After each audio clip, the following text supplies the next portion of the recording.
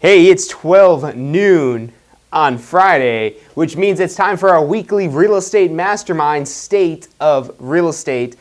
I'm John Carismo, and this show is brought to you by the Tampa School of Real Estate. If you're interested in starting or enhancing your real estate career, give us a call. The phone number is 813-928-0106. Again, that's 813-928-0106. You can also visit us online at tampaschoolofrealestate.com. That's tampaschoolofrealestate.com. So the reason why we started these weekly podcasts, live show, whatever it is that we're calling it, is to help our students. More importantly, is what we're doing is helping our students to mastermind and grow your real estate business. And hey, even if you're not one of our students, we welcome you to the show. We want to see everyone in the real estate industry succeed.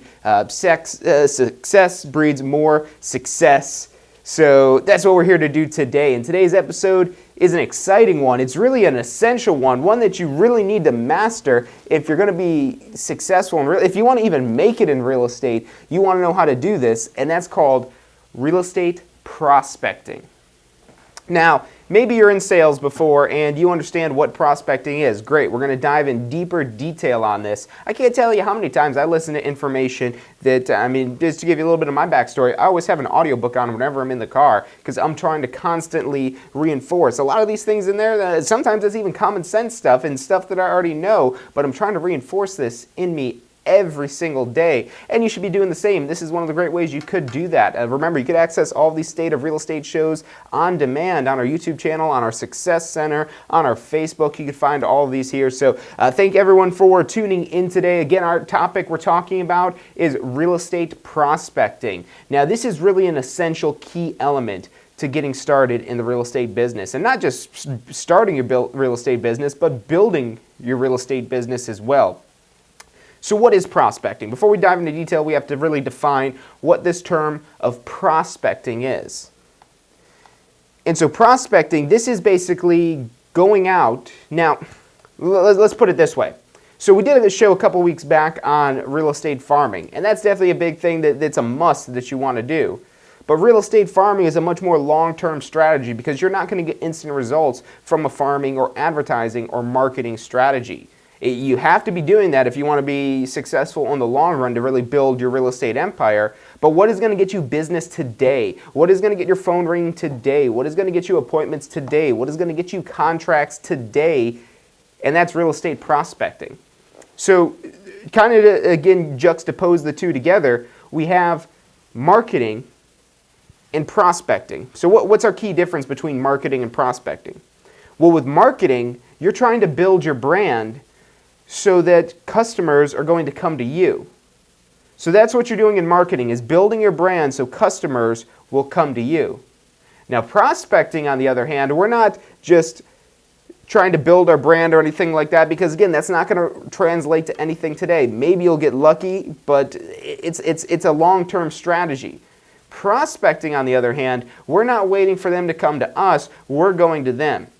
So we're actually out there seeking out business, seeking out deals, seeking out contacts, and seeking out contracts to build a real estate business. And this is how you get the quick money to get going and to fund your marketing. I know a lot of people getting into real estate, they're like, hey, look, I don't have a ton of money to drop on marketing right away. Am I going to be able to do this? And I'm like, yeah, it's the marketing. There's still agents that have built a real estate empire and that are huge and are massively successful, and they don't even do marketing. They're just excellent at prospecting. So prospecting in and of itself will work on its own, whereas marketing will also work on its own, but it's going to take a lot more money and a lot longer time period to see any sort of results from marketing as opposed to prospecting. So prospecting, like I said, that's going to your clients, going to your customers, finding and seeking them out. So how are you going to do that? Are you going to just walk down the street and just start shaking people's hands and handing out business cards and saying, hey, I'm a realtor, do you need to sell your house? Do you need to buy yourself a house? Yes, you could do that, but obviously you can see that's going to maybe not be the most comfortable thing to do. It'll probably be something that you'll quickly not do anymore because you're not going to get results to it. So you have to really kind of tailor your approach to really seek out who it is that is going to be most likely to do a deal. Now, with prospecting, you're trying to build a relationship. That's really the key thing that we're doing with prospecting, is we're starting to build a relationship. This is where we first greet people. You're doing that with marketing as well, but it's a much more passive format of building this relationship, where they're starting to see you, see your ads, see your postcards, see your letters, see your ads on Facebook, on Google, on wherever it is that you're advertising. That's all fine and dandy, but that's not going to translate to business today. It's a huge difference we have between marketing and prospecting. They're completely two separate things, and a lot of people confuse the two together.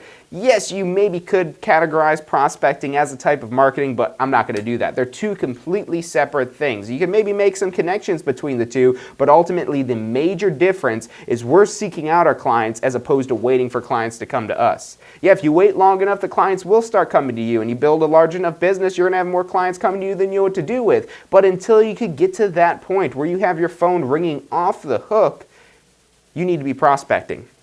So what are some things that we could be doing with prospecting that would be better than just walking down the street and handing out business cards? I mean, ultimately, that alone is a form of prospecting. Every place you go out to eat, you should leave your server a business card. There's a great line that I'm stealing from somewhere. I can't remember exactly where I found this one. But you could go and just leave your business card with anybody you come in contact during the day if they're serving you, and say, hey, look, you gave me great service. I'd like to return the favor someday. If you ever need a realtor, if you ever need a real estate specialist, if you ever need whatever it is that you do, give me a call. I'd love to help you out.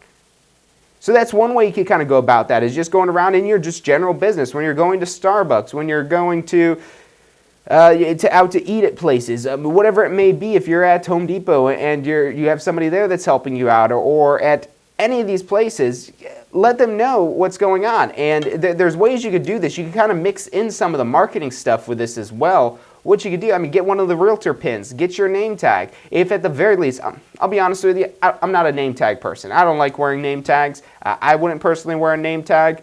But what you can do, and this is what I would do, is get yourself some shirts made that have either your brokerage on it or your name on it, or that says realtor or something like that. I've seen people with even just that just get really blatant with this. Just get yourself a t-shirt made that says, I'm a realtor, ask me to sell your house, or whatever it is that you want to do like that. Make sure you're following the real estate advertising rules as per your state. If you don't know those, make sure you come take one of our courses so you find out what those real estate advertising rules are. But that's a great way to just let people know. And everybody, if you think back, and even if you live a very secluded life, you probably come into contact with people, unless you're not leaving the house at all, which that's going to be tough for you in real estate. I'm not going to say that you can't make it, but if you just like to stay in your house every day and you never leave your house, that's going to be a tough spot for you in real estate. You're really probably going to have to change some things, but you still have your mailman coming every day. Eventually, you could probably convert your mailman into a client. But I mean, you think in realistic terms and how many people it is you come into contact every single day.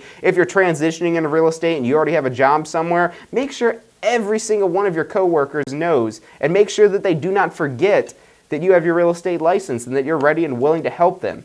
Just start talking about real estate. Read real estate articles. Watch real estate videos. Do everything. Make your life surrounded by real estate so you just exude real estate everywhere you go. And that's going to make this so much easier. Now, you might be saying, John, look, I'm an introvert. We'll be honest, I'm an introvert, and I don't like going around and talking to people. That's perfectly fine. You could be an introvert and be great at prospecting. Believe it or not, I wasn't always the outgoing person it was that I am. But you know what I did? When I found that when I'm in my element, when I know what it is that I'm talking about, and again, this goes back to kind of knowing your product, researching, reading articles, and so on and so forth. But when you're in your space, when I'm in my space, I shine.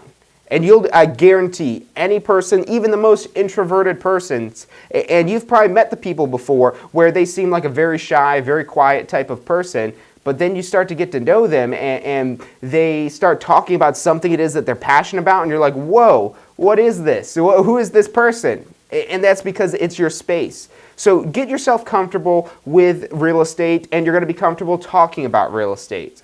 So that's really one of the prerequisites to this prospecting stuff, because even if you practice your pitch a million times when you're going around and talking to people and you've got it down pat, if you don't know your product, because they're going to ask you some questions that you probably can't predict. I mean, you could probably predict a lot of these questions, but sometimes you'll get some questions you won't be able to predict. And if you don't know your product, if you don't know real estate, if you don't know what service it is that you're offering, that's going to be really tough to try to kind of dance around that, and they're going to be able to see right through you.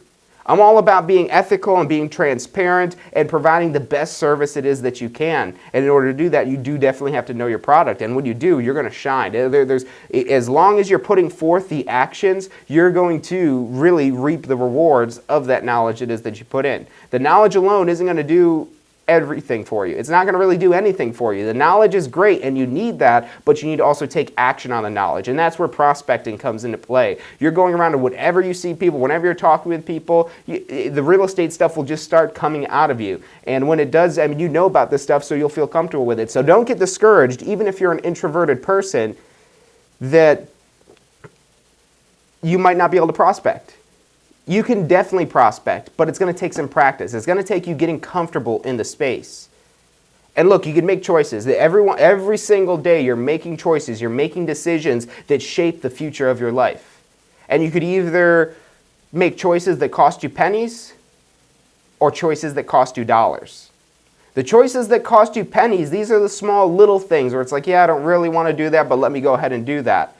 But then you don't have to worry about the big dollar problems. Not being able to pay your rent, not being able to pay your mortgage, not being able to pay your bills, your credit card bills, whatever financial matters it is. I mean, let's be honest. I mean, the money makes this world go round. I mean, granted, there's tons of other things in life that you need as well, but money makes it a lot better. And at the very least, a small amount of it will at least have you some financial security. And prospecting is going to be one of those costs. These are penny cost. Yeah, it's a little bit of work that you have to put in, but you're going to get big rewards later for doing this. This is the really essential key thing you need to be doing if you want to start up right away getting yourself some real estate business. You need to be going out there every single day and prospecting. And this is where I see a lot of agents make mistakes when they're just starting in the real estate industry. When you're just starting in the real estate industry, you're going to be overwhelmed because there's just so much information. Again, you want to immerse yourself in this information and try to take in as much as possible. But now when it comes down to your actions that you're doing every single day, and this goes back to planning your day. So if you didn't watch that episode we did on planning your day, go back and watch that. We did that one last week all about planning out your day. Prospecting needs to be the number one item on that list. Unless you already have a full day booked up, full of appointments, you're in really good shape. If you're having your day completely filled up and booked up with appointments where you really don't have time for prospecting, but even then you still need to do it. Or you need to be investing in a marketing strategy that's going to keep your pipeline full. You think of sales as a funnel where you're bringing people in and then you're having deals come out. If you stop putting people in the funnel, the deals aren't going to keep coming out. Yeah, your funnel might be full right now, but as those trickle down, you need to keep restocking and getting new clients, new leads put into this. And the best, the cheapest, most effective way to do this, and yes, I say this is the cheapest way to do this, but yet it's still the most effective way because you're spending your time. It's cheap dollar-wise, but it is expensive on your time. It does use a lot of time. When we talk about that, that's one of your limited quantities in life, so use it wisely. So when you're starting work for the day, when you're going into your office, whatever it is that you're doing, you need to be planning out prospecting every single day because this is the way you're going to generate new business. This is the way you're going to get contacts. This is the way you're going to get appointments, get contracts, get closings of property. If you don't have anybody going into the funnel, you're not going to get any sales coming out of the funnel. It's really that simple. And I know this is a simple concept, but it's really these simple fundamentals that you really have to kind of drill in and dial in on that you need to kind of make sure that you're continuing to put clients into the funnel. Now, with marketing, you could do that. Marketing is going to help get people in your funnel. It's a pathway to your funnel, but it's a very slow-moving pathway. It's very slow-moving. It's very long-term. If you want to be successful in real estate, you have to not only market, because the market, that's for your long-term. Marketing is so you don't have to prospect in the future. When you get to the point where you're doing so much marketing that your phone's ringing off the hook, guess what? You no longer have to prospect. So if you don't like prospecting, good, invest in marketing, but you have to do the prospecting today so you can pay for that marketing. And then tomorrow, maybe not tomorrow, we're talking like 6 months down the road, a year down the road, your marketing efforts are going to start to pay off. Again, marketing is a long-term strategy. Prospecting is your today strategy. This is how you get deals coming in today. This is how you get appointments coming in today. Now with prospecting, you're going to have a lot of rejection. And I don't even like to call it rejection, because with prospecting, the whole point of prospecting is just getting people to know you. This is what you're aiming to do when you're prospecting, is you're just getting people to start to know you. You want people to know who it is that you are, so you have to be doing prospecting. And there's a lot of people tuning in, so thanks you guys for tuning in. Thanks for sharing. Thanks for liking. Just want to point that out real quick. I see all the likes floating across the screen. So with prospecting, you got to be filling the funnel every single day. You got to get new clients coming in every single day, because in order to get an appointment, you need to be out there trying to get appointments.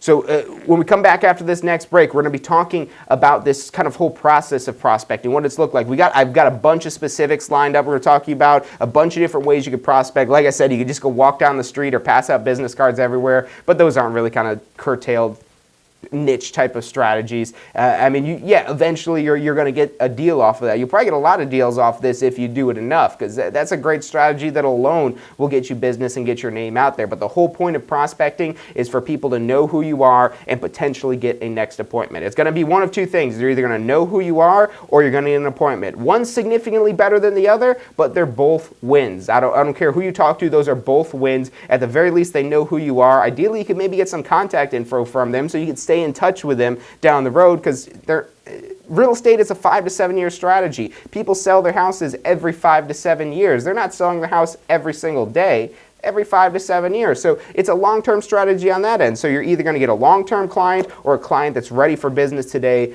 Both of them are going to be good for you. To get the money today, you need to really keep going through until you find the clients that need business today, but don't neglect all the people that you meet that will need business down the road. So we come back, we're going to be talking about open houses, we're going to be talking about renters, we're going to be talking about commercial real estate, we're going to be talking about for sale by owners, and we're going to be talking about door knocking. So we have a lot of great strategies lined up to help you guys understand this prospecting and what it is that you can go out there and start doing today. I challenge each and every one of you after watching this show to get out there and try to implement some of these tips and strategies that we're going to be talking about, because this will get your phone ringing, this will get you appointments, and this will get you some business. I'm John Chrismo. When you look back on your real estate career, you'll remember the moment you decided to begin this journey. The moment when you finally decided it was time for change. The moment when you decided it was time to take charge.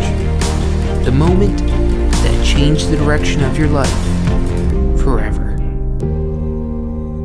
Now is that moment.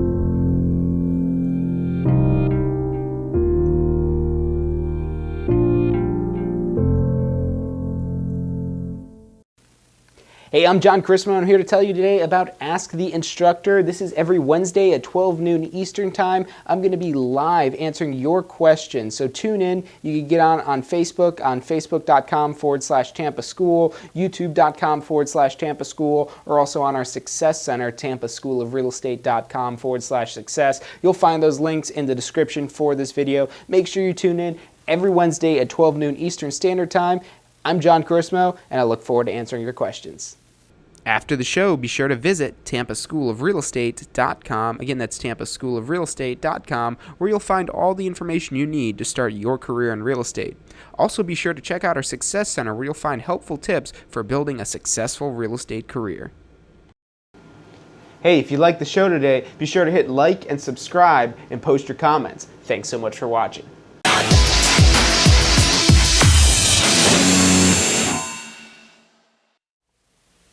Hey, welcome back to State of Real Estate.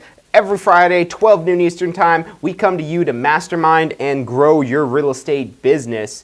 This we set up to help make all of our students successful in the real estate industry. You don't just need knowledge to get your real estate license, you need knowledge every single day to continue to grow and expand your real estate business. So we come to you every week to talk about something that you could use and implement in your business that's going to help get you some money today. Well, maybe not money today, but at least an appointment today, which will be money tomorrow.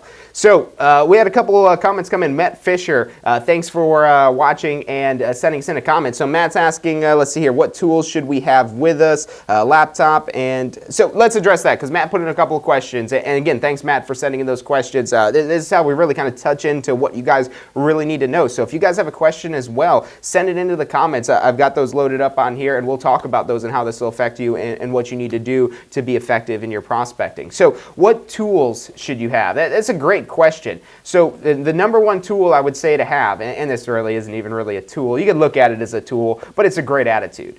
Like I said, you're going to deal with a lot of rejection. It's not quite rejection. It's either they're a client tomorrow or they're a client today. Every person that you meet, their potential to be a client tomorrow or potential to be a client today. And when I say tomorrow, I mean down the road. I don't mean exactly tomorrow, but everyone that you meet, you're at least getting your name out there, and maybe you even have a chance for referral business. So don't just write off the people that are rejecting you because it's not quite rejection. But in order to do that, you have to have a good attitude.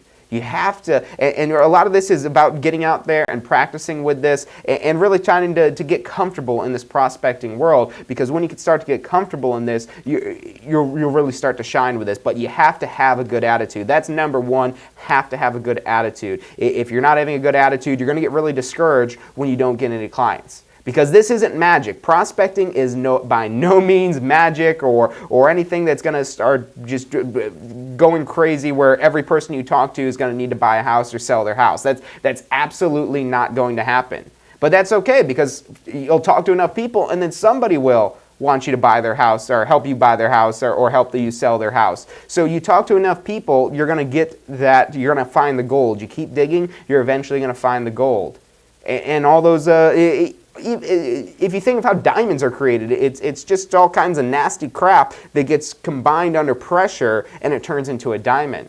So you'll get your gold today and then you're going to keep pressurizing, not really putting pressure on them, but staying in contact with them. That's how you keep them top of mind. You keep yourself in their mind, and they're eventually going to turn into deals as well. So every person that you meet prospecting has the potential to turn into a deal. So number one, you need to have a good attitude. You have to think of that. Don't think that they're rejecting you. Think that this is a client that you could maybe work with tomorrow or the next day or in a couple of years. And then every client you meet that doesn't want business today gets you that much closer to the client that does want business today. You don't want to be digging for gold and be an inch away and then just give up. So you have to have a good attitude. That's the first thing that you want to have. The next thing it is that you want to have in addition to your attitude, and I mentioned this one already, is have something that really shows you're a realtor. Now, if you looked at me, I'm not wearing anything real estate specific. I like to think I look nice, but I don't say that I'm a realtor. So that's going to really kind of limit things, because when you talk to people, words only say so much. That's why we do these live streams instead of just posting articles, because you could see, and when you see, the picture is worth 1,000 words, if not more than that. So you need to be able to see your logo, something on there that makes you look official. Whether it's a dress shirt, you can get an embroidered dress shirt, get an embroidered polo shirt. That'll probably help you out a lot here if you're out and about in Florida, because it gets hot here, it gets sweltering. We're a little chilly today, so today you could break out the long sleeves, but in your normal day-to-day stuff, you'll probably want something that's going to be cool, comfortable to wear. So get yourself one of those nice little sports shirts or something like that and get it embroidered so you're walking around and people see that. You don't have to do this, but it will increase your rate of conversion with your prospecting strategies, because they could just look at you and they know who it is, what it is that you're talking about. Because a lot of times, how many times have you been talking to somebody and you're talking to them and you're not paying any attention to what it is that you're saying? You're just looking at them, you're watching them, you're analyzing what it is that they're wearing. They're going to be doing that to you, especially when you're a stranger. You're a stranger to these people when you're prospecting. You're brand new. They don't know who it is, who you are. So you're completely brand new to these people. So having that official kind of look to you, this is why when you go in a retail store, they make their employees wear uniforms. Even Starbucks, they've had this whole strategy now. If you go in Starbucks now, you'll see there's a wide assortment of clothes that people are wearing in there, because they loosened up their dress code. But you know what? Every single one of them still has that green apron on. They still have the green apron and they still have a hat. Usually the Starbucks hat, I've seen some other hats, but they always have the green apron or something like that that shows that they're a professional in making coffee. You need to show that you're a professional in real estate, and you got to dress the part. It's not just enough to buy a nice suit or buy a nice dress shirt or buy a tie or whatever that may be. It'll be a lot more effective, I bet you, if you're just wearing a polo shirt, but it's embroidered. If you got a dress shirt, make sure it's embroidered. If you are going to wear a suit, because that's great, you'll look very professional if you're going to wear a suit, but put a name tag on it. but you need to look the part. So number one, you need to bring your attitude. Number two, you have to look the part. And look the part, not just look nice, but look like you're a realtor. Look like you're a real estate professional. So you really have to, like I said, have some branded, whether it's your brokerage company, especially if you're at one of the maybe bigger name type of brokers, the nationwide chains, the franchises, they've invested millions of dollars in making their name known. So you show up with a well-known name on your chest, they're gonna be like, oh, look at this person. They're a well-respected individual from this real estate brokerage, and they're already thinking about that beforehand. So that's what you also want to have. Now, as far as additional tools that you want to have, you're going to want, and this is going to really depend on who it is that you are. Now, with prospecting, your goal isn't necessarily to sell them something right there. So it's really not a whole lot of things that you need to actually bring for serving the client, because your goal at this point isn't really to serve the client. You're either going to get their contact info, or at least just get to know them. Maybe you don't get their contact info, but you're going to keep in touch with them later, or you're going to try to start working with them right away. But maybe you're meeting them at a grocery store. Maybe you're meeting them somewhere where, and this will vary based on the type of strategy we're talking about. We're going to get into some specific types of environments and situations where you could do some prospecting, but it does need to be in the arena of that you're specialized in that. So when we come back after the break, we will tell you a few more things about prospecting. When you look back on your real estate career, you'll remember the moment you decided to begin this journey.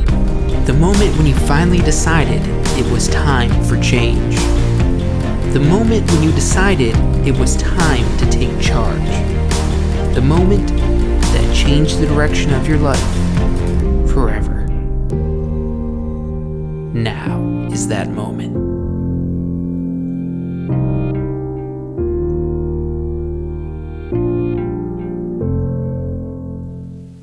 Hey, welcome back to State of Real Estate. We're talking about real estate prospecting, what you can do to grow your business. I still want to finish up with Matt Fisher's question here. And Matt Fisher asked a great question. Hey, if you guys are watching this and you have some questions, send them into the chat. I'm going to try to get through as many of these as I can, because this is really how I try to tailor these topics to what it is that you guys truly need. I'm talking about a lot of great stuff here, but there's some specifics that you guys need. So send those in to us. Put it right in the chat. I'm watching both the chats here for Facebook and YouTube. So send in the chats and we'll try to address those right here on the show. So we're talking about the things that you need. Number one, you need attitude. Number two, you have to look the part. So have yourself a dress shirt, a polo shirt, but make sure it's embroidered, or you have a name tag or something that makes you look like a professional. Now, for additional tools, this will vary based on what it is that you're doing, but ultimately, let's think of what we're doing here with prospecting. We're walking up to strangers, to random people. We're meeting strangers somehow, some way, whether it's at an open house or we're door knocking, or we're even cold calling. If you're cold calling, you're not even going to them physically, so you have pretty much all of your tools right there. But ideally, your goal is to maybe get their information, or even better, and this is really the ideal, this is where you hit the gold with prospecting, is to get an appointment. When you get that appointment, now we're talking about something. But in order to do that, you really don't need much in terms of tools. Your phone will probably do sufficient for that. Maybe a tablet, but look, you don't want to make it so difficult because you're carrying around so many different tools that it's hard for you to actually go out and prospect. So just keep it light. Business cards. I can't believe I kind of spaced on that one. But yes, that's definitely a must for your tools. What you should really be doing, because like I said, you're supposed to be prospecting every single day. You need to go out there every single day and try to grow your business. So business cards are a must for your tools. If you're going to have some other type of marketing collateral or something like that, again, this will vary based on the type of prospecting it is that you're doing. If you're at an open house, you're going to need more than just business cards at that point, because now, if we look at our scale of cold leads to hot leads are the people saying, hey, I want to buy this house. That's a hot lead. You need to jump on that. With prospecting, you might be talking to people who aren't even thinking about buying or selling a house. And that's okay, because ultimately you just want to leave an impression on them, maybe even get their contact info, or as we get closer to the warm type of lead, this isn't hot yet, because the hot people are the ones that are coming directly to you. Those are hot leads. Your warm leads are like, okay, yeah, let's set something up, because I've been thinking about selling my house, or I've wanted to find out what the value of my house is, or maybe I've been thinking about investing in real estate. So I mean, as far as tools, actual things you need to bring, I mean, the attitude is really a big thing. You need to have knowledge about this stuff and be comfortable in the space it is that you're doing. You're probably going to need some sort of script for talking to people. Until you get comfortable in this space, get yourself some sort of script prepared and practice that script before you go out there. You need to be prepared. Real estate is a lot about the preparation that you do leading up to the appointments, because if you're unprepared, the clients are going to be able to see that instantly, and they're not going to want to work with you. And there's tons of other real estate agents or realtors that are out there that they'd be willing to work with. So that's what I'd say for tools. When we get into some of these specific strategies, we'll go more in depth in these tools. But yeah, again, Matt, thanks for sending that in. Let's see here.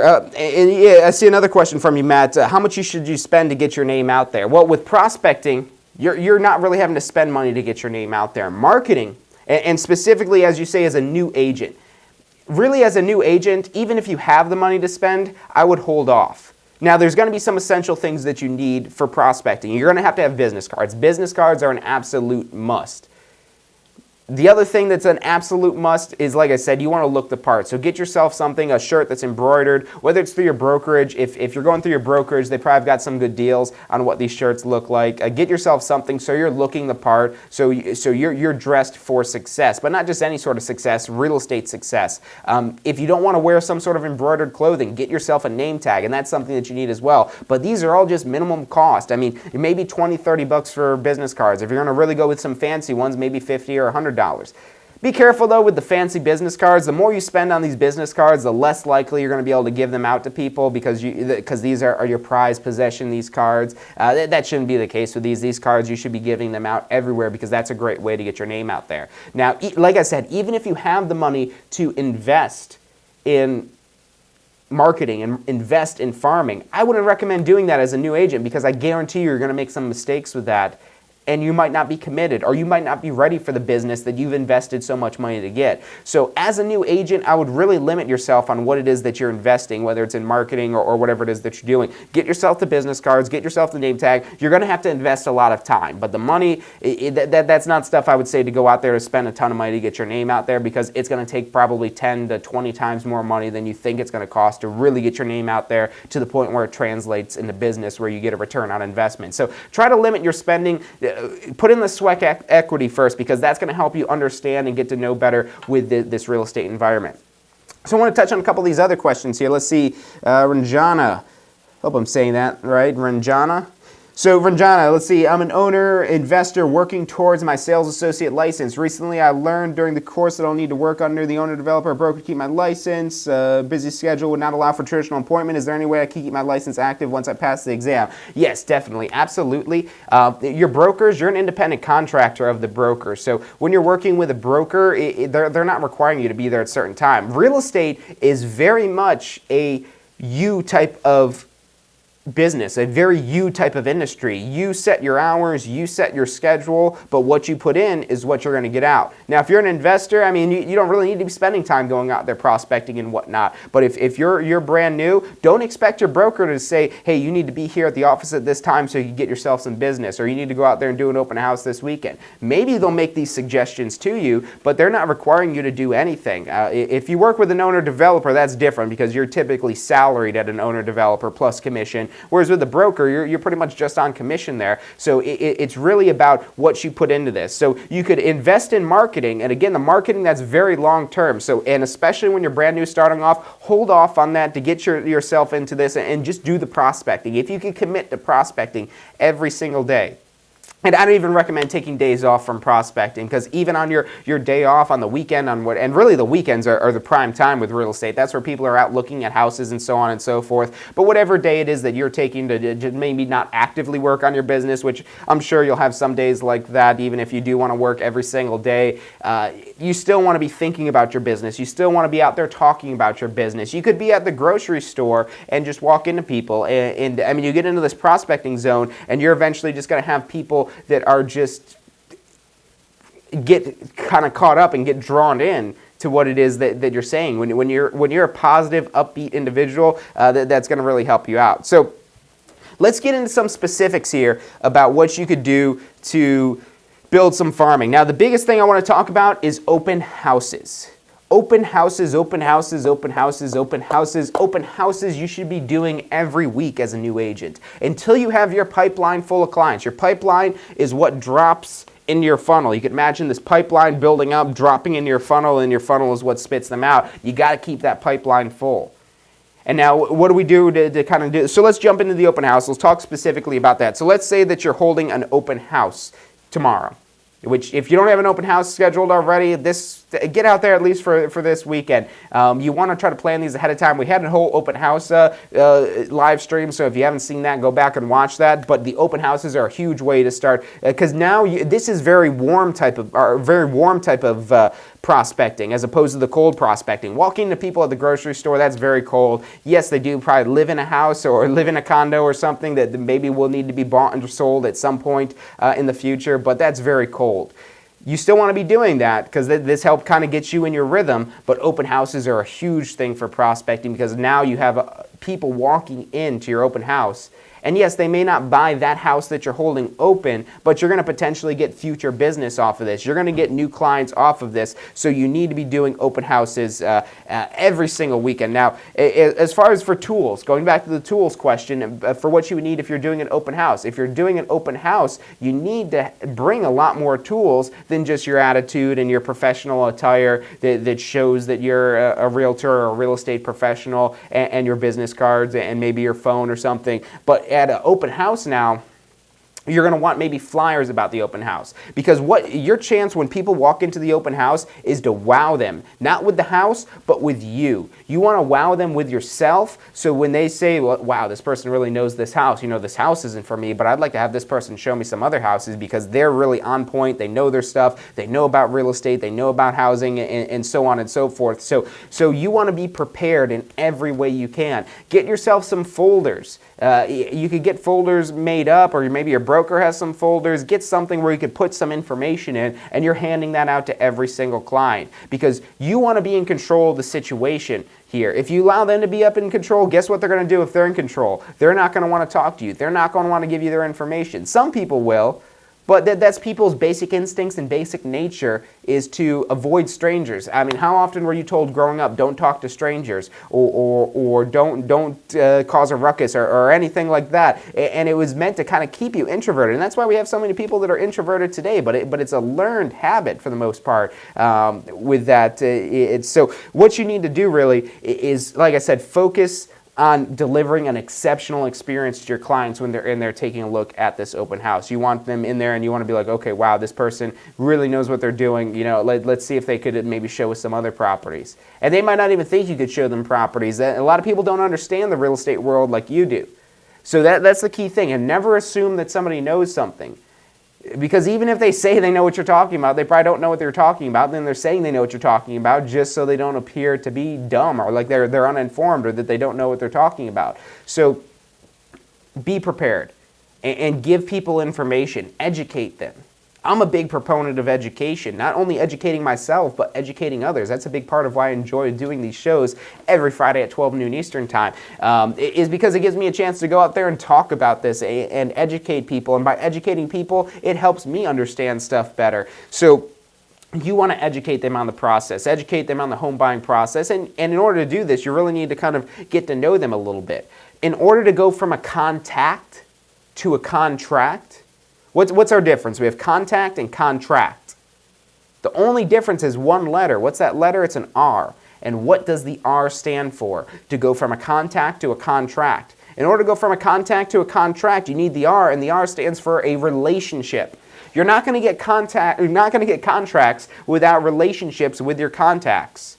It's great to meet these people, but if you're not fostering and building this relationship, this reputation with them, then they're going to be like, okay, yeah, I don't want to deal with you. You have to tell them your story. They have to know who it is that you are, and they have to know that you're a professional in your space. And by doing that, they're going to be much more confident in your abilities. Not only maybe, they might even want to buy the house you're holding open then if they see that you're confident, as opposed to somebody that walks in there that maybe was thinking about it, but they see somebody in here that doesn't know what they're talking about, and that just leaves a bad taste in their mouth. So you need to be confident in all of this. So As far as tools that you want, so let's talk about some specifics so you can get out there and action this today. So again, you want to have some sort of nice presentation folder. Go to Kinko's, and again, don't spend too much money with this because you don't want to go crazy with your expenses. Once you start getting some business rolling in, that's where you can invest in some stuff this more. If you're going to go, you go to Staples and you get those little clear kind of folio type of things, maybe a binding machine or something like that, so you can have a professional presentation, not only of yourself, but again, a picture is worth 1,000 words, especially when they have something nice that they're able to take home with them. That's going to help them remember who you are. And in that paraphernalia, in that collateral that you're giving these people, it needs to have your contact information in there. It needs to be information that they could kind of look through and see, okay, yes, this. All right, perfect, boom. Let's call this person back because they gave us all this stuff here. So what could go into these folders about the house that you're holding open?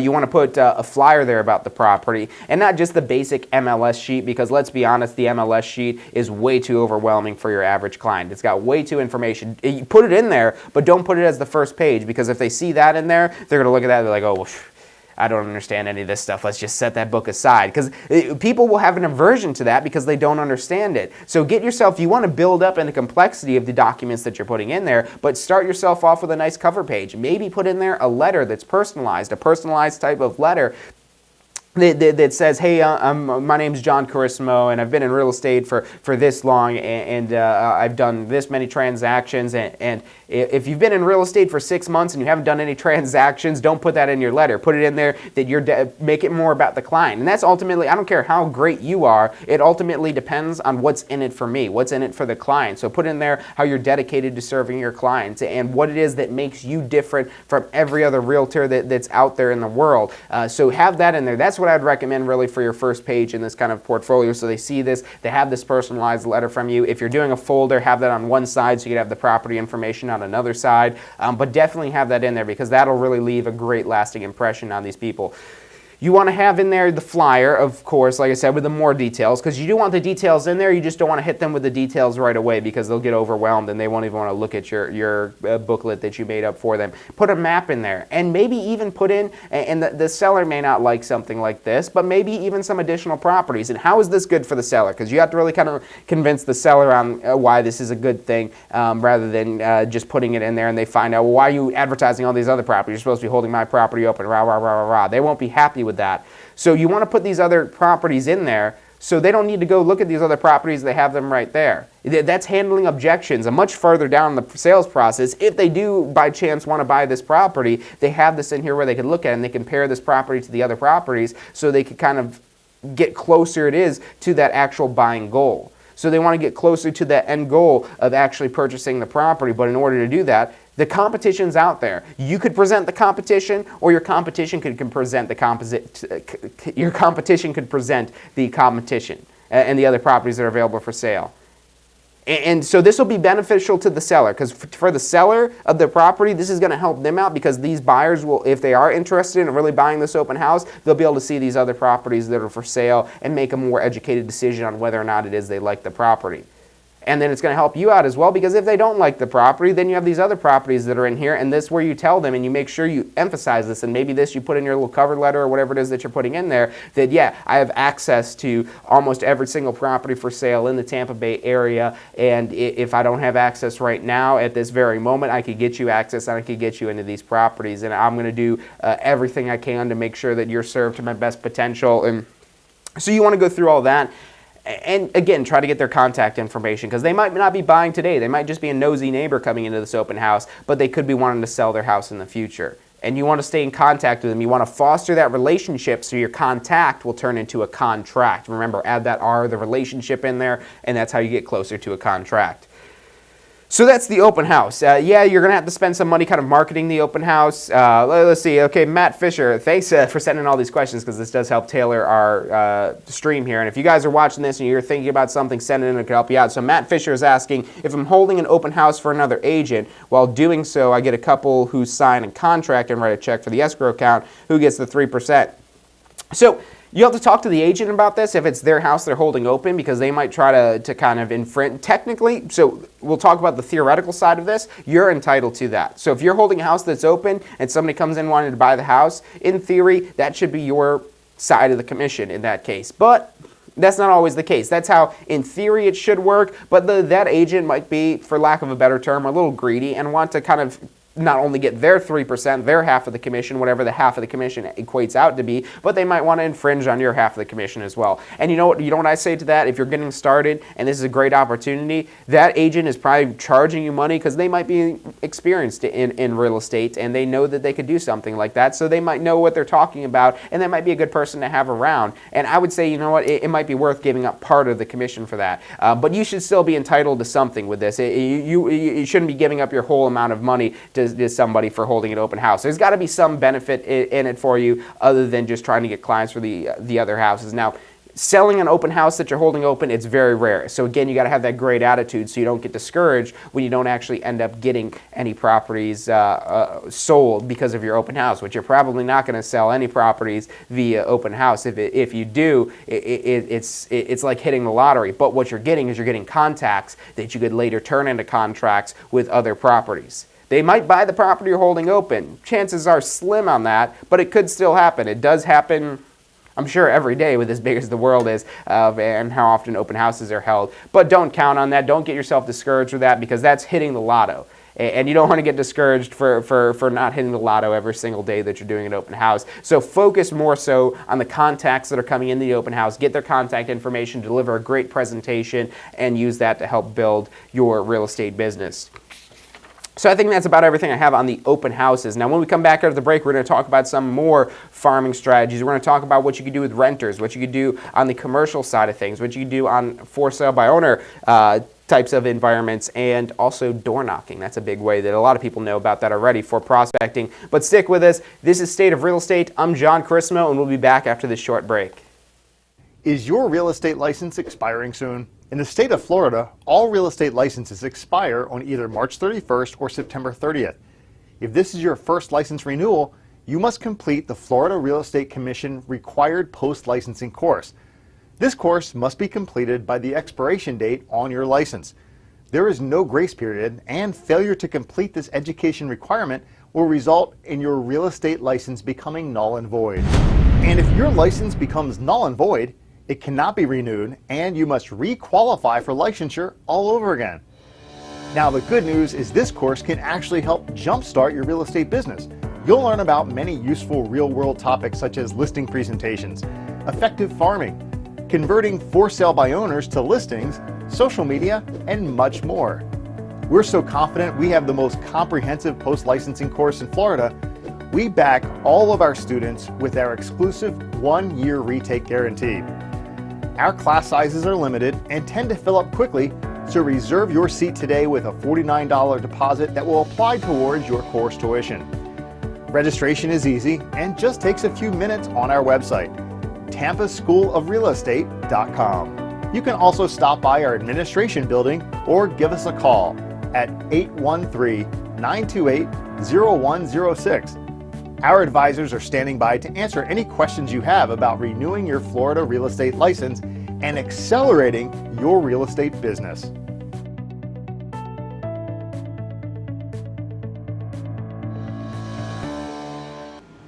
Hey, if you liked the show today, be sure to hit like and subscribe and post your comments. Thanks so much for watching.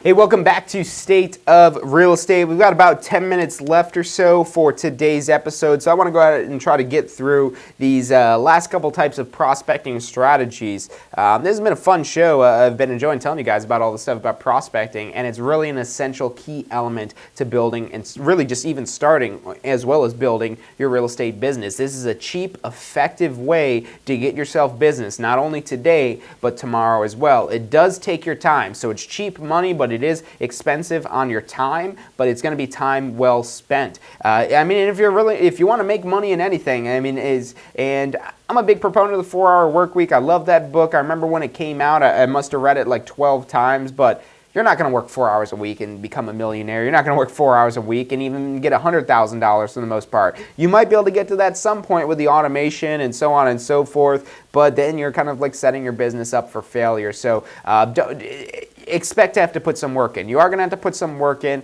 or at the very least, you're going to have to put in a significant amount of money, but you're putting in that significant amount of money for marketing expense, that's not going to come back to reach you for a very long time. So the prospecting is the best way to immerse yourself in the real estate business, to immerse yourself in talking about real estate, to immerse yourself in talking with clients. Because you know what's going to happen if you spend all the money in marketing and you just wait for clients to come to you and you haven't practiced talking with clients, you're not going to know what to say. The clients are going to come to you and they're going to expect you to have all their answers and to really wow them and be phenomenal and be like the realtors that they see on TV and on the HGTV channel and so on and so forth. And if you're not living up to those expectations, they're not going to be happy with you. So this is really the best way as a new agent to start off building your business is via prospecting. You need to be prospecting every single day because this is what helps keep your pipeline full, and a full pipeline helps keep your sales funnel full. If you're not constantly stocking your pipeline and stocking your funnel, you're not going to have any sales dripping out of the funnel at the end. So you need to be doing this every single day, and it's great practice about speaking with clients. So let's talk about a couple other ways to kind of get some niche prospecting, because you can really do prospecting anywhere you're out there kind of spreading the word of real estate, the good word of real estate. You could go around pretty much anywhere and talk to people about real estate, but that's not going to give you the best results. And that's again, this is a time-heavy type of endeavor. You're spending a lot of time to go through and build your business through prospecting. So you want to make sure you're using that time as effectively as you can. And that's one of the great things, like I said, from that book, The 4-Hour Work Week, that you can really implement with this. Don't expect to work 4 hours a week and make a fortune, but you want to track what really works and focus on what works and not focus so much on what doesn't work. And now, like I said, you still want to, if you're talking to people, you just start talking to people all the time. If you're at the grocery store, if you're at Starbucks, if you're at least let them know. And at the very least, that could be just wearing your dress shirt that's got your logo on it. If your dress shirt's got your logo on it, that's speaking for you. So that's going to help you out if you are maybe a little bit more timid about talking to strangers, which again, don't talk to strangers. That's what we were brought up on, and it really kind of hinders you as a salesperson, because the strangers are the people that have your money. Or maybe they're going to be working with maybe they're the buyer and the seller is going to be the money, but they're all strangers. You don't know these people, so you have to get to know them if you want money. If you want to be able to work with them and serve them, you need to have interactions with them. You need to build the relationship with them, and it's going to start off with a stranger. So you want to build them into a friend, and you could cultivate that friend into a business, into deals. So let's talk about renters. So the renters, and this is a great one for today's current day and age, because we have such a high amount of renters. I don't know the exact statistic, but I want to say we're at like 55%, maybe even closer to 60 right now for percentage of renting. So that means that there's more people renting than there are buying properties. Don't quote me on that statistic because I haven't looked at it in a while and I could be completely botching that. But we have a very high amount of renters, more than we've ever had before. So in order to tap into these renters, because now is the first time where it's starting to look like there's maybe a brighter future as far as real estate goes. And don't, as far as information that you put into yourself, when I'm talking about immersing yourself in real estate, immerse yourself in real estate and real estate knowledge. Not political knowledge, not news happenings, not all this crap that gets spit out every single day that doesn't help you at all in real estate. So try to avoid that stuff and focus on the real estate industry. Because the outlook on housing, I mean, it depends on who you're talking to, but from what I've been hearing from various sources, I hear a lot more good than there is negative. And who knows, maybe it's wishful thinking, and there will be ups and downs with the cycle in the future, like there always has been ups and downs with these things. But right now, the topic is renters. And these renters want to buy, but their perception and what they think is that they cannot buy. They think that they can't buy. They can't afford a property. They can't afford a down payment. I can't tell you how many people you could go out and talk to that are going to tell you, oh, I didn't know I could do a no down payment mortgage, or I didn't know I could do a 2% or 3% down mortgage. And with like the news that's going on about the FHA program, I've had so many people ask me, well, what does this FHA cancellation do? They're not canceling the FHA program. Again, you have to know your knowledge and understand. I've heard this from so many people. It's ridiculous. You have to make sure you have the right information. That's why you want to get your news from real estate sources, not just the big news, because they'll clickbait you and they'll get you stuff that just gets you riled up. You need to know what's really going on, and what's really going on with that is they're just canceling the decrease. So they're going to decrease the mortgage insurance premium. So the mortgage insurance premium for FHA was going to go down, but they just canceled that. So it's just going to stay where it's at. They didn't cancel the FHA program. They did it. They're not raising the FHA insurance premiums. They're just canceling the decrease, which is a smart thing to do, at least for raising money for the government. Is it helping homeowners? Not really, but it's not hurting them any more than the program has been. And this is a great program that's revolutionized the real estate industry. Before the FHA program, you used to have 20% or a significant down payment to buy a piece of property. When the FHA came out, now you could buy a property for 3.5% down. And talking about that, that's not even a lot of money. We're talking a $200,000 home, that's $7,000 as your down payment. Yes, there's some other closing costs that are associated with that, but $7,000, now we're talking about a realistic number that people could grasp to buy a $200,000 home. So, and on top of that, there's even better programs now than the FHA program. Get yourself a good lender that knows about these low down payment types of programs, because you could actually focus and hone in on programs that target people like renters, and they're probably renting because they don't think it's smart to buy a piece of real estate, or they don't think they can. But it's a great investment in real estate. They'll build up equity. They'll get interest deduction. I mean, depending on who you talk to, they say sometimes the real estate isn't a good investment. Depending on your level of investment, that could be true. If you're investing in yourself, if you're investing in your business, if you're investing in stocks, then yes, real estate may or may not be equivalent. You probably aren't going to get the same returns on that until you sell your property, and then maybe it's a good investment. But even then, it's a long-term strategy again. So it's not saying that all real estate is bad. And again, you need to be able to educate people on these. So talking to renters, that's a big target for potentials. Now, a lot of ways you could do this. If there's maybe some sort of event going on at an apartment complex, that's great. And if there's not an event going on, why don't you maybe be the organizer of said event? Get yourself some other vendors out there that'll make the event worthwhile. Some people that'll kind of kick in some stuff, because this could get expensive, obviously, running some sort of event all on your own, but you get some other people to kind of help you out with this, and it's going to make your event more attractive as well as better service.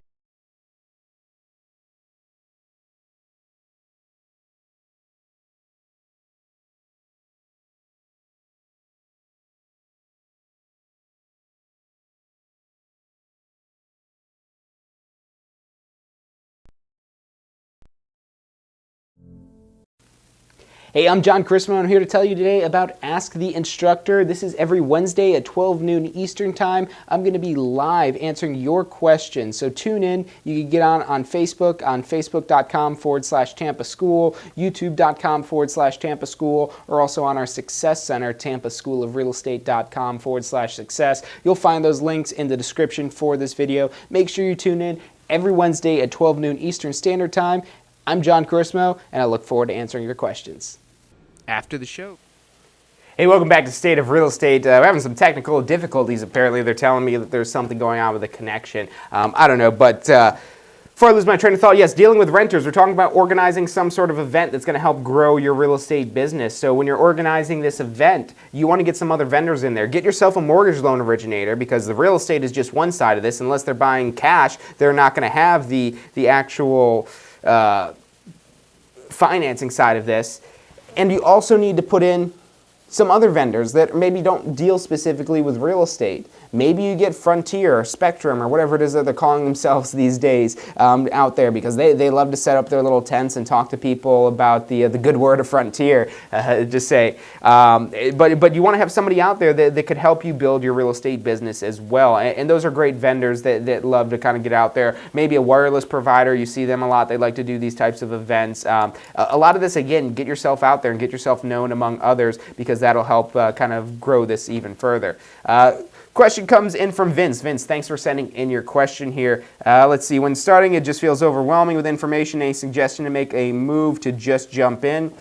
Yeah, I would say, again, Vince, thanks for sending your question. But like I've been saying, you want to be prospecting every single day. And with prospecting, yes, you are spending your time, but that's going to be really light on your pocket for a lot of this prospecting. And you don't have to go organize a whole event in order to prospect. And all you guys that, if you're just tuning in now, make sure you go back and watch this live stream, because we talked about a lot of these earlier for kind of like building up through just your normal everyday types of prospecting. But you want to do these things that could kind of bootstrap yourself. I mean, you look at the big, like Apple. Apple's famous for starting out of the garage. They didn't go out and invest in a have you seen the Apple, the new headquarters they're building? It's like this spaceship. They've been building it for like 20 years, or at least envisioning it for 20 years, and it's this multi-billion-dollar piece of property. They didn't start off there. They got there after years and years and years of business, and the founder of Apple didn't even get to see the day to where that massive campus was being built. But they started out of their garage because they didn't have the cash to go out and buy a great big property like that so they could start their company. You're not any different in real estate. You're starting off and you got to bootstrap yourself as well. Don't be foolish with spending your money in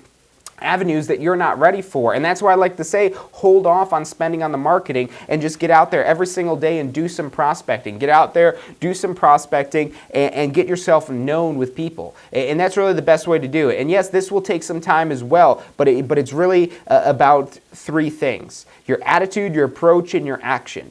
Your attitude, your approach, and your action. So you got to have a good attitude when you're prospecting. You got to have a good attitude, because if you're at all negative, if you have even the slightest bit of negativity, people are going to sniff that out without even you sounding negative. Maybe you're the most positive sounding person in the world, but your body language also says a lot as well. So you have to have, if you really live positive, you're going to be positive, and there's nothing you can really do about it. So you want to make sure you make choices to try to be as positive as you can with a lot of this stuff, especially with prospecting, because it can get a little tough when you're talking to people that aren't ready to do something today. But at the very least, again, there's no losses in prospecting. You're either getting business today, which that's what you're really trying to find, but that's a lot harder to come by, or you're making an impression on people for potentially business tomorrow. So every time you're talking to somebody in prospecting, it's a win. Unless they're like mad at you for coming up to talk to them, but even then you're still leaving an impression on them. They're maybe like, oh, I wish I remember that person's name, because I actually kind of do need a realtor, even though I kind of told them off for bugging me. And that'll happen to you. You'll get doors slammed in your face if you're out there door knocking. You'll get people that are telling you that they don't need to do anything right now, and that's absolutely fine. But you want to at the very least make sure they know who you are. Obscurity is your number one problem, and this is a great way to get face to face and start building interactions with people. You'll get to learn how to talk with people. This is a business with people. It's a people business. If you can't deal with people, then you're not going to be able to turn it into any sort of sales. And that's why the real estate profession still exists today, because it's based on, it's a very high relationship type of business. People don't want to buy their house without having some sort of relationship with somebody that's advising them on this, or if they're buying it directly from the owner, maybe they're talking to the owner and they're building a good relationship with the owner. But it's very key that you're building relationships. And that's what you're doing every single day prospecting. You're starting to build relationships. So every single day you want to go out there and try to build this.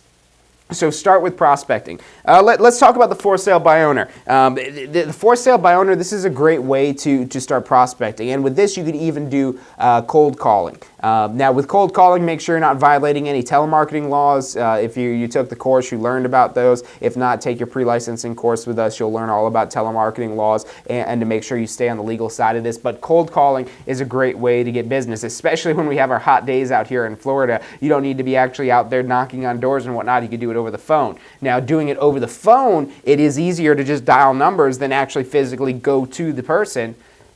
But they don't always answer their phone. There won't always be somebody there to pick up your call. There won't always be the situation where they want to talk to you. They might. I don't like telemarketers, but I have nothing against cold calling. I know they're doing what they need to do. I get called every single day with people trying to sell me leads for this website or advertising on this website, and you're going to get that stuff as well. And I mean, I'll be honest, I'm one of the rude people to them. I'll just hang up on them. Sometimes they actually call me back. It's more of a game to me. I like to see who's persistent enough to actually call me back. Hey, we got disconnected. And then at that point, I'll be like, no, I hung up on you because, I really don't need advertising for this. And you'll get that as well. But what they're lacking a lot with this telemarketing is they never tell me who it is that they're with. Or if they do, I don't remember it. So it's not really working on that strategy. Because remember, your main strategy is to either get business or build a long-term relationship, to start to build that relationship. But they have to know who you are. And when you're ethical, when you're honest, when you're very open and transparent with these people, even if they don't like that you're prospecting to them, they'll they'll be open to you and your business, because I understand it's something that has to be done, and they will understand that as well. So for sale by owners, you could call them up, you could go directly to them. Like I said, cold calling works great because you could dial a lot more numbers. You get yourself a power dialer, and you could, but again, don't invest in this stuff right away. Start with just dialing the numbers by yourself, and once you're dialing enough numbers by yourself and you got the hang of it, then invest yourself in one of these power dialers. The power dialers are awesome. They'll dial like 3, 5. There's some models that do like ridiculous, like calling all these numbers at once, and you don't even, it's not even hardware. You can do it all like via software. And basically, as soon as it connects you with somebody, it connects you on the phone with them, so you can immediately, it does all the work of actually punching in the numbers. And yes, this is really kind of honing in, very 4-hour work week type of approach to kind of building this up here. So you want to, like I said, focus on trying to get as many calls done as possible, because it's attitude, approach, and action. If your attitude is good and you're making enough calls, or you're making enough knocking on doors, or you're making enough actions with people, you're going out there and trying to meet people, if you're doing that enough but you're still not getting business, that's where you need to revisit the approach that you're taking to get this business, because that's where you need to kind of hone in a little bit, practice your script a little bit more, get yourself confident, and so on and so forth. But for sale by owners, I would recommend going to them, knocking on the door. With calling, anytime you're calling, you got to worry about telemarketing laws. Probably won't get in trouble with that, but that's not me telling you that, because you definitely could get in trouble with that. So be careful with the telemarketing laws. Make sure you're abiding all of those when you're doing that. But if you're door knocking, you just go out there, knock on the door, and worst comes to worst, they say, no, this, all right, I'm not interested. But that's definitely a potential avenue. We could talk more about for sale by owners and trying to convert them. We'll do another episode of one of these weeks, particularly on for sale by owners and what you could do there. But I wish I had the exact statistic for you, but I think it's something like 90% of for sale by owners end up listing their property with a realtor. 90%. So that means only 1 out of 10 open houses, or 1 out of 10 for sale by owners, 1 out of 10 FSBOs, as you'll hear the term for that, actually end up selling on their own. They need the professional experience and expertise and relationship skills to foster this real estate transaction. So for sale by owners are a great way to build your real estate business. And we'll talk about one more before the end of the episode here, door knocking.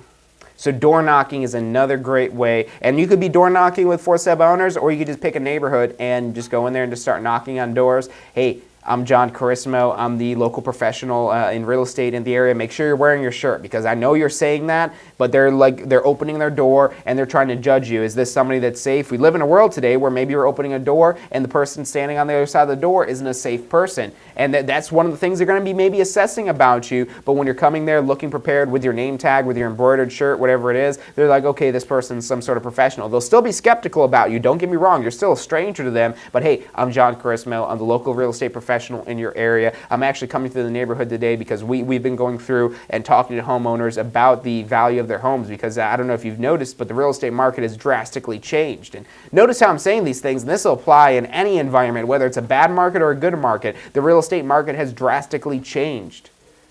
So I could use this anytime I go around. Yeah, we're going around door to door. I have a couple of my guys out here, and we're just trying to help you guys understand the value of your home, because it's drastically changed over a couple of years. If you have a couple minutes, I'd love to kind of stop by and take a look at your house and help you out with this. I know you're probably not looking to sell your property, but this will be great if you're looking to refinance and try to save some money as well.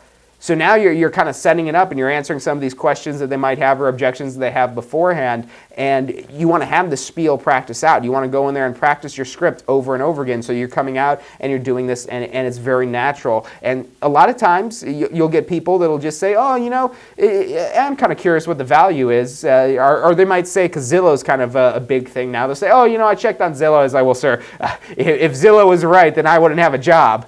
And Zillow, you'll see it's very inaccurate sometimes with this stuff. Sometimes it is accurate, but what you can do to kind of overcome that is like, well, let me ask you this. Have you done any renovations or even like painted the property at all since you purchased it? You have. Okay, yeah. See, those things are all things that Zillow doesn't know about. So that's why I definitely recommend coming in here, and I could kind of do a valuation for you. There's no obligation. There's no charge. I'm not going to try to sell you anything. I'm just out here trying to help people out in the real estate industry. So, and you could practice your spiel, you could vary and deviate from what it is that I just said in any way that you feel is more comfortable, but ultimately have something like that and just go to door, and yeah, you're not going to get people that want to sell every single time, but eventually you're going to hit a house where they're like, oh, you know what, actually, I'm thinking about selling, I'm glad that you stopped by today. And then you get into a conversation with them, but at this point, again, you're not prepared. Because like I said, for tools that you want to bring, you don't have any tools. So what you want to do is, yes, you do want to give them some basic information, get their contact information, and set an appointment. Set an appointment, set an appointment, set an appointment, set an appointment. You can't get a contract or a listing or a buyer brokerage agreement or whatever it is you're doing without an appointment. So you want to set an appointment, and now when you go on your appointment, that's where you're really prepared, where you have your whole presentation docket, your folder, your whatever it is that you're creating for them, and you're bringing that out to them, to the property, say, hey, yeah, look at this is what I did, and now is your chance to wow them even more. So that's what you're doing when you set the appointment. But when you're out there prospecting, this is just getting people to know you or setting an appointment. Those are really the key things. You want the business today, it's not really today, it's setting an appointment. That appointment might be later for today. I would definitely recommend doing it probably later today. Maybe you need to shower, clean yourself up a little bit, because this is your real first impression. Yeah, you already had a first impression a little bit with knocking on their door, but now you're actually in their home and you're actually there to really be at the top of your game. So set the appointment, try to get it as soon as possible, because you don't want them to have second thoughts or talk to somebody else in the meantime. But set the appointment. Don't just go right into valuing the property right there, which is, again, why you don't need to bring much in terms of tools. You want your business cards, and maybe you want some, if you're going around doing this door knocking, maybe you have a little brochure that you're passing out to people as well. That's great to have something like that you could leave on the doors of the properties that don't answer, and the people that do answer, you could hand it to them directly. And when they have this in their hands, they're like, okay, they could kind of start looking at it and understand. You got to remember with this, though, that you're interrupting people. Chances are they're not sitting by the door and just waiting. Somebody's going to knock on my door soon and I'll have somebody to talk to. That's not the case. People aren't doing that. They're not just sitting there waiting for you to show up and knock on their door. They're maybe cooking dinner. They're maybe watching a football game. They're maybe mowing their lawn. They could be doing whatever it is. They're doing something. They're not sitting there waiting for you to knock on the door. So you need to be on your A game when they come to greet the door. You owe them that you're on your A game and that you could really make it worth their while for talking to you. So you really need to focus on that. Again, I'm all about being honest and ethical, and I'm not trying to take away from that at all. I'm trying to give them value, and I need to really make sure I could show that I'm valuable to them, and that's ultimately what's going to decide whether or not they want an appointment or whether or not they say, no, I'm not interested, is if I'm showing enough value for that appointment later. So that's really what you're going to kind of focus and hone in on. I mean, we could go on for hours on end just about door knocking alone and how to make that effective, but at the very least, get yourself out there, and before you do that, though, have a basic script prepared. Go back and rewatch this and rewind. Put me in slow motion. Write down what it was that I said when I was going through that spiel about the home value and so on and so forth, and get yourself prepared to talk about something like that. Get in the mirror and practice with this. You don't want to have monotone voice. You don't want to bring a piece of paper. Do not bring your script on a door knocking appointment and read off of your script. If you're doing that, you're going to look unprepared, you're going to look unprofessional, and you're going to look like you don't know what you're talking about. If you notice, when I was saying that script, I wasn't reading off of anything. I wasn't looking at anything. I was looking at you in the eye and giving you my script confidently. So it looks like I just know what I'm talking about. And the reason why I'm able to do that so much is I know what I'm talking about. I immerse myself in real estate, and you should immerse yourself in real estate as well, because it'll become easy. But until you're to that point of total immersion, you really have to be practicing every single day. Get in the mirror, practice your script, and practice, read it to somebody. Because yes, you want to start off in the mirror and watch what you're doing with your body language. Make sure you're animated and that you're really going to be able to captivate their attention, because that's what you want. If you're talking to them and you're not captivating their attention, they're maybe looking across the street saying, oh, look, they painted their house across the street. Oh, when did that happen? Oh, look, Joe's taking out his trash across the street, or anything like that. So you have to captivate their attention to make sure they stay focused on what it is that you're giving them, so they focus on what value it is they have to offer, and they could decide whether or not they want to take you up on that because you presented enough value, or at the very least, you're just leaving an impression on somebody who can maybe be business down the road. But I know we went about 15 minutes over today, but I hope you guys have enjoyed this episode. They're telling me I have to cut it off here. I was on a roll. They've been telling me that for the last couple minutes here. But I hope you guys have taken away a lot from this prospecting episode. It's the one crucial, essential thing that you need to do every single day. You get a routine based around this. Whatever type of prospecting you can do, it could be on the phone, it could be in person, it could be holding seminars or events that you're doing to educate people about the home buying process. Whatever it is that you're doing, do something and work towards it every day. This is worth so much more than however much money you could spend on marketing. Even if you invested millions and millions of dollars in marketing, if you're not out there prospecting, you're not getting the good practice that you need of working with clients. So marketing, save that for later. Save that for once you have a little bit of real estate business, but you need to be out there every single day prospecting for clients. So again, I hope you guys enjoyed this show. If you just tuned in towards the end or at any point, make sure you go back and watch the beginning of this because we did talk about quite a bit of stuff that is relevant with prospecting as well. But yeah, I hope you guys have enjoyed this. Stay tuned for next week's episode. We're going to be here at 12 noon again. We'll talk about some more details. We might expand on this prospecting episode quite a bit. Thanks everybody for watching and tuning in. I hope you've enjoyed this. I hope this is something, like I said, I challenge you. I said this earlier. I challenge you to go out there and implement some of these strategies that we've talked about today to really help grow and build your real estate business. All this information, it's nothing without implementation. You need implementation of this information to really translate it into anything of value to yourself. So again, thanks for watching, and I'll see you guys next week.